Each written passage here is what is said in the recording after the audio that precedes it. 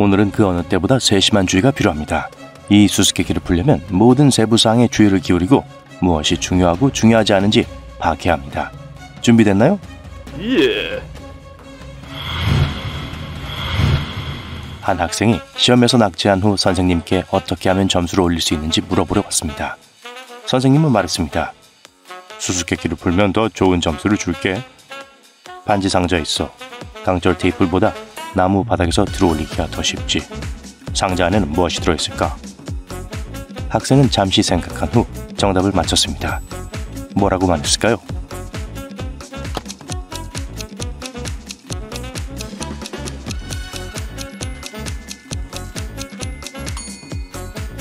상자는 자석으로 채워져 있어요. 이 삼각형들을 보세요. 마지막 삼각형에는 어느 숫자가 들어가야 할까요?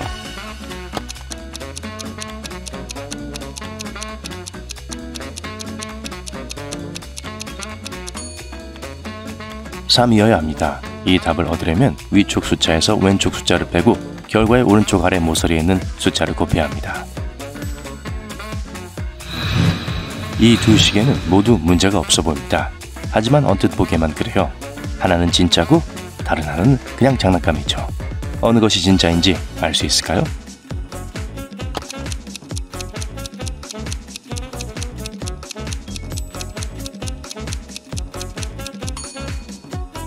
왼쪽의 시계는 그냥 장난감입니다. 움직이면서 시계를 돌아가기에는 분침이 너무 길다는 걸 눈치채셨나요?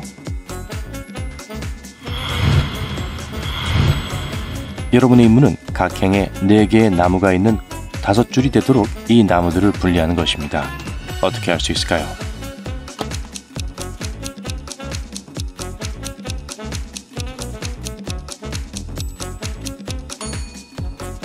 이 작업을 수행하는 가장 좋은 방법은 이거예요. 위험한 범죄자가 경찰을 피해 도망쳤습니다. 그는 부유한 저택에서 일자리를 얻었습니다. 형사들이 그곳에 도착했을 때 최근에 3명의 남자가 고용되었다는 것을 알게 되었습니다. 경찰은 3 남자를 신문했습니다. 요리사 마이클은 경찰에게 전에 식당에서 일한 적이 있다고 말했어요. 하지만 식당이 폐업하면서 새로운 일자리를 찾았다고 말했습니다. 정원사 조는 항상 식물에 관심이 있었다고 대답했어요. 정원 디자인 과정을 마친 후 이 직장에 취직했어요. 경비원 로버트는 아버지가 집주인의 친구라고 말했습니다. 아버지는 로버트가 이 직장을 구하는 걸 도와줬어요. 범죄자는 누구일까요?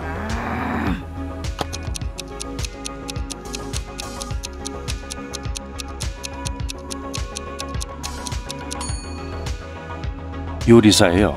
주의 깊게 봤다면 경찰이 오기 전에 그가 오믈렛을 만들려고 했다는 걸 눈치챘을 거예요. 하지만 달걀 껍질로 가득 차 있었어요. 진짜 요리사라면 절대 그런 실수를 하지 않았을 거예요. 이 그림을 주의 깊게 보세요. 몇 가지가 잘못됐어요.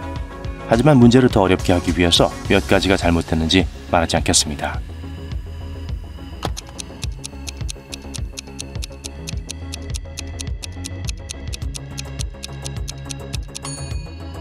세 가지 실수를 발견했다면 축하합니다. 네, 이 시계는 모두 엉망이에요. 6월은 30일밖에 없어요. 그리고 소녀가 신고 있는 신발은 짝짝이에요. 다음 그림은 어떤가요? 여기서 실수를 찾을 수 있나요?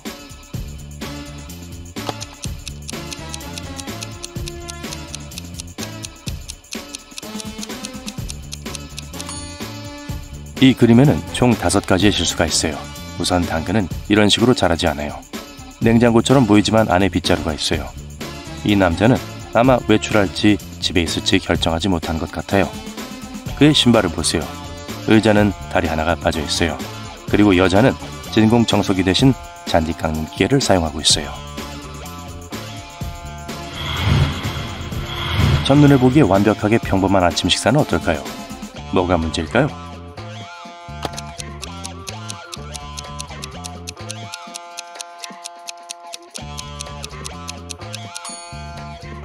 주전자입니다.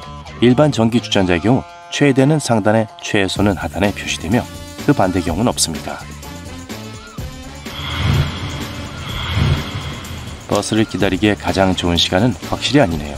어쨌든 이 그림에서 이상한 점을 발견할 수 있나요?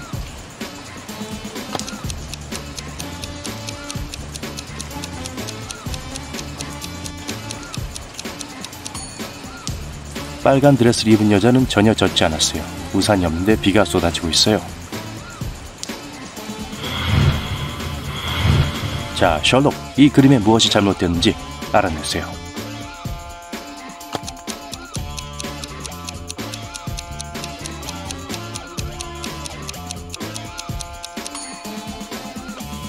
강이에요. 다리 밑을 지난 후에 어디로 사라지나요?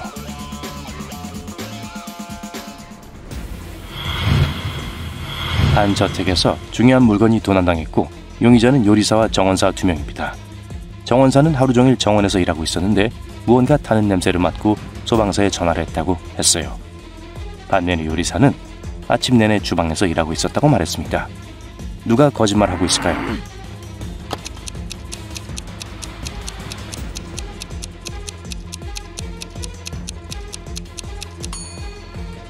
요리사는 거짓말쟁이에요. 테이블 위에 있는 케이크를 보세요.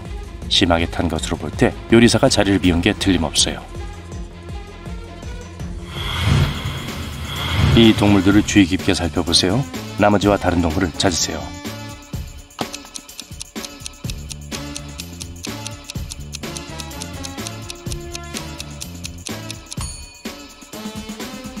캥거루는 이름이 C로 시작하지 않는 유일한 동물입니다.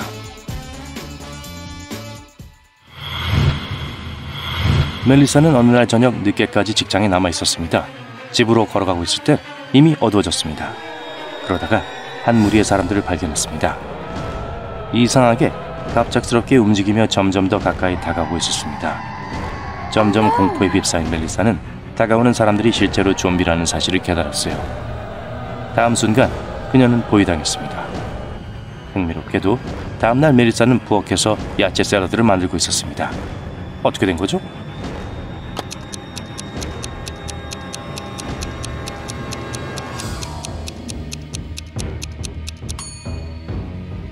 벽에 걸린 달력을 보세요. 11월 1일이네요. 전날은 할로윈이었어요. 좀비는 그냥 분장한 사람들이었죠. 제리는 슈퍼마켓에서 경비원으로 일하게 되었습니다. 전날 제리는 한 젊은 여성이 매장을 나설 때 경보음을 들었습니다. 그는 여자를 멈춰 세우고 영수증을 가지고 있는지 물었습니다. 영수증이 있다고 하자 제리는 영수증과 그 여성의 가방을 확인했습니다. 모든 것이 정상으로 보였지만 제리는 여전히 경찰에 신고했습니다. 왜 그랬을까요?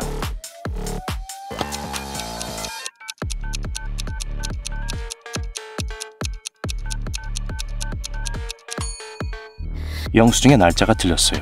입구에 있는 화면의 날짜와 달라요. 그 여자는 전날의 모든 물건을 샀고 다음날 와서 똑같은 물건을 훔쳤어요. 한 부유한 사업자가 식당에서 독살당했습니다. 경찰이 도착했을 때 당시 식당에 있던 다른 손님들을 모두 신문했습니다. 알버트는 동생과 전화 통화를 하고 있었다고 말했습니다. 쥐리는 경찰에게 화장실에서 줄을 서서 기다리고 있었다고 말했습니다. 다이애나는 상사에게 제출할 보고서를 쓰고 있었다고 말했습니다. 필립은 옷을 입고 나갈 준비를 하고 있었다고 했어요. 범인은 누구일까요?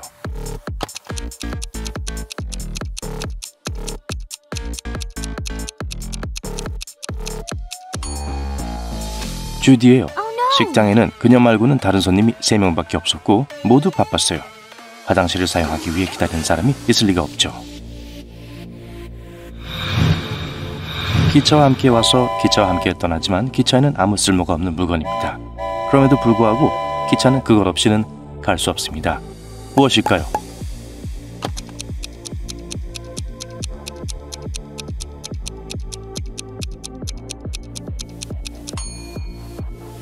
소음입니다. 앤드류와 그의 친구 케네스는 즐거운 시간을 보내기 위해 해변에 갔습니다. 앤드류는 그곳에서 만난 게리와 함께 배구를 시작했습니다. 경기가 끝난 후 앤드류는 해변 바에 가서 레모네이드를 주문했습니다. 하지만 레모네이드를 마시자마자 앤드류는 속이 메스꺼워지고 의식을 잃었습니다. 케네스는 구급차를 불렀고 친구는 병원으로 이송됐어요.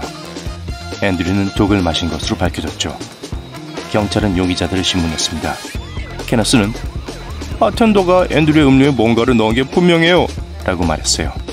바텐더는 말했어요. 내가 왜 손님에게 독을 먹여요? 아마 함께 배구를 하던 남자였을 거예요. 경기에서 졌으니 복수하고 싶었던 거겠죠. 게리는 그 경기가 끝난 후 바다에 수영을 하러 갔어요. 앤드류가 병원에 실려간 줄도 몰랐어요. 누가 앤드류를 독살했는지 알아볼 수 있나요?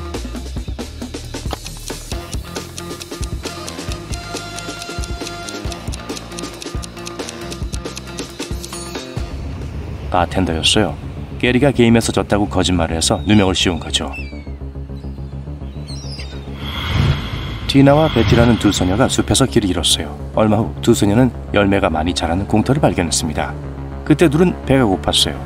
둘은 열매를 간식으로 먹기로 했어요. 하지만 한 명에게는 큰 실수가 될 거예요. 누구일까요?